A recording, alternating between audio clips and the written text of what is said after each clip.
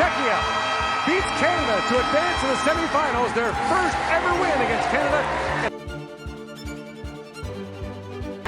7-0 to win the World Junior Hockey Championship.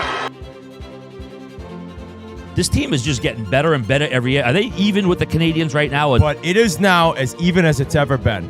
And the thing about it that's so exciting for me and all USA hockey fans out there is I think 10 years from now, I think we're heads and shoulders above them. On this graph, we have the amount of hockey players registered in the United States from 1990 up until 2022. And if we focus on the 90s, right around the time that Wayne Gretzky would land in LA, youth hockey would grow from around 190,000 all the way up to 400,000. This right here is the impact of the Wayne Gretzky trade, as not only did Gretzky going south lead to the creation of several NHL teams, but this hype would lead to youth hockey doubling in size. And as of 2022, the States had roughly 550,000 registered hockey players, as this exponential growth would eventually, not instantly, but eventually translate to a surge in American representation. On this graphic, we have a timeline of American representation in the NHL. Back in the 1980s, roughly 9% of the league was American, and as of today, that number has tripled to 27.7%. The fact that the US can triple in size while competing against other hockey powerhouses like Sweden is truly an incredible feat. However, if we take a look at registered hockey players in Canada, it tells a different story, because back in the 90s, Canada had approximately 450,000 registered hockey players, well over double than that of the States. That number would peak at over 720,000 players. Now, interestingly enough, I wonder if this boost correlated to the McDavid hype,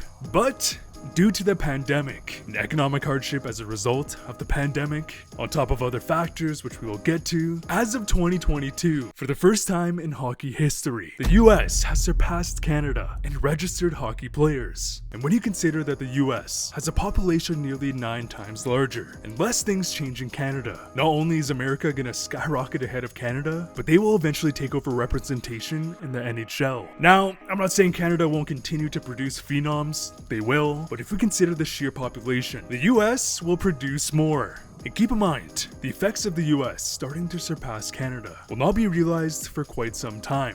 But since the 1980s, Canada has gone from making up over 81% of all NHL players to having 41.4% as of 2022. So, nearly half. But again, this makes sense. Hockey since the inception of the NHL has been Canada's sport. But this right here is also the issue, because unless Canada sees a massive spike in population growth, their minor league growth is basically tapped out. And for many of you who aren't Canadian, you're probably thinking, you know, who cares? The growth of the game in my country is a great thing, and I agree.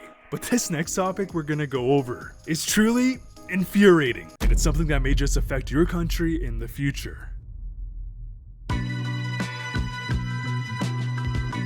When it comes to the natural progression of any sport, the environment and cost of entry are the most prominent factors in determining the growth of a sport. For a sport like soccer, where all you need is a ball, has led to the sport being the most popular game in the world. Hell, as of 2019, soccer had over 1 million registered players in Canada. And when you consider the dip in hockey players, combined with the growth of the MLA, I expect that number to keep growing. And when it comes to hockey, Canada gained its prominence because of the environment. It is cold as balls here. Where I'm living, it is currently reaching feels like -50. Excuse me? And because of this, ice rinks are in abundance. Some cities have ice rinks in every neighborhood. Therefore, it was only natural that hockey would become Canada's sport. However, the recent downturn in registered hockey players, to me at least, is concerning.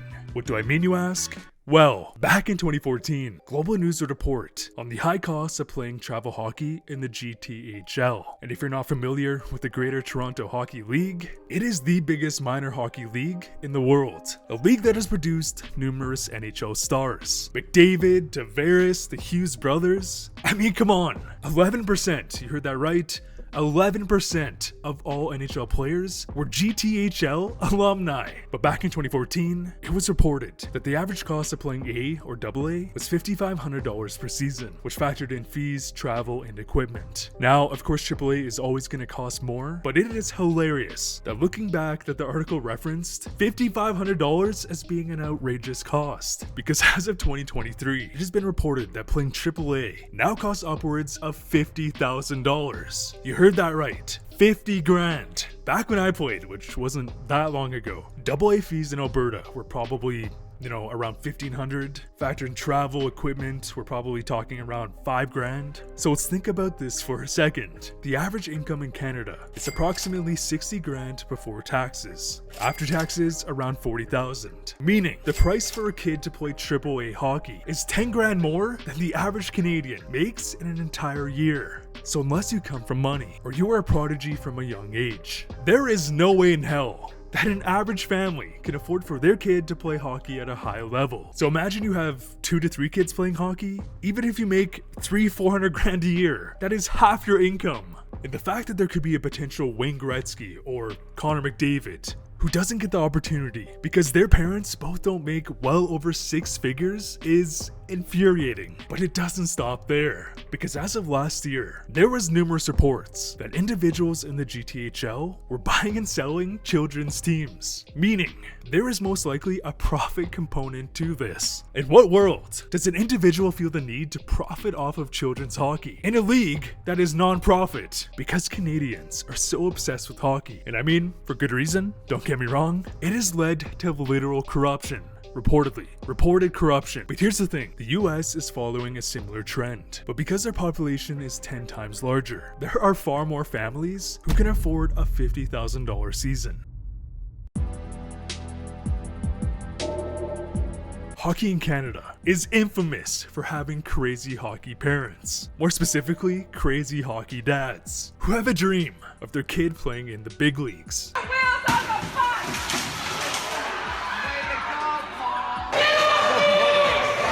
Now, by no means am I bashing this. You right now might be that guy, but I'll ask you this. If your kids are playing minor hockey and you are paying half your salary, who at that point would want their kid to play goalie, which already has a much higher cost? Not only that, if you do want your kids to go far, you have a much higher chance of playing professional hockey as a forward or defenseman, simply based off the amount of players on a roster. On top of the evolution of goaltenders, which has prioritized freaks of nature in terms of size and athleticism, as the average NHL goalie height is 6'3" going on 6'4". Because after decades of dominant Canadian goaltenders, Canada's goalie prospects have fallen off a cliff. And what triggered this thought is the recent discussion of the NHL returning back to the Olympics. Because as it stands, here's Team Canada's goaltending depth chart. And of course, no disrespect, they're all NHL goalies. But if we compare Canada to countries like US or Russia, it is clear that there is a massive gaping hole on the goaltending side of Canadian hockey. But again, why? Canada has had several of the top goalies, if not the best goalie, since the inception of the league. To me at least, the answer is simple. If a parent is going to put their kid in AAA hockey, where fees have surpassed the average income, they're going to be far less likely to also want to pay the premium of being a goalie, where equipment can cost double, if not triple, the amount compared to a player. On top of the fact that the odds are stacked against you when it comes to making the NHL. But again, the growth of hockey around the globe is a great thing. But as a Canadian, watching youth hockey become about money makes me think, what the hell is going on? Again, make your money off your junior teams, the NHL teams. Who has the need to profit off of youth hockey? It all stinks, it's very smelly, and I just don't like it. Every day, we're inching closer and closer to 100,000. And you would really make my day by helping me get there. And as always, thanks for watching.